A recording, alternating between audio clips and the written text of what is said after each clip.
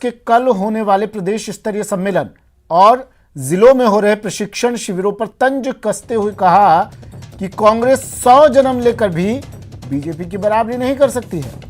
पूनिया ने जवाहरलाल नेहरू पर निशाना साधते हुए कहा, नेहरू ने कांग्रेस को सत्ता का हथियार बनाया। आज कांग्रेस सिर्फ बीजेपी की कट कॉपी पेस्ट करती है।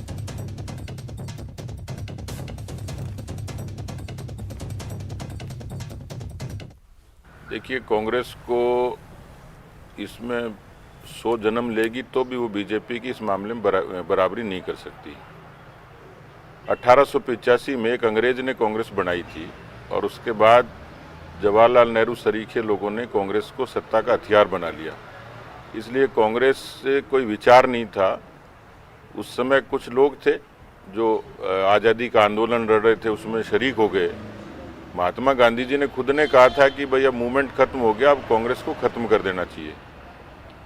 लेकिन क्योंकि उसकी बुनियाद वैचारिक नहीं थी, कोई संगठन नहीं था, कालांतर में जब वो लोग आए थे तो सत्ता के प्राप्ति के लिए आए थे और इसलिए न उनका संगठन था, न उनका विचार था, न कोई दृष्टिकोण था। और इस लिहाज से 21 अक्टूबर 1951 को बने जनसंघ ने उस जमाने में नेहरू जी के समय में डॉक्टर श्यामा प्रसाद मुखर्जी ने जनसंघ की स्थापना करी और तब से लेकर आज तक, उस समय हम 3% थे और 3 सीटें थी, आज 303 हैं।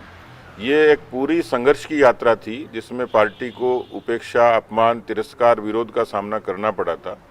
कांग्रेस ने 50 वर्षों की केवल सत्ता और सहूलियत देखी थी, इसलिए संगठन कहीं नहीं है। आज वो कोई कोशिश करती है तो बीजेपी की कट कॉपी पेस्ट के नज़रिए पे नकल करती है और इसलिए उनके चिंतन शिविर से कुछ निकलना नहीं है, क्योंकि 50 सालों में उन्होंने चिंतन सिर्फ इतना ही किया है कि देश में भ्रष्टाचार फैलाया, जातिवाद फैलाया, वोट बैंक की राजनीति की। इसलिए ये चिंतन शिविर सिर्फ उनका दिखावा है, ढोंग है।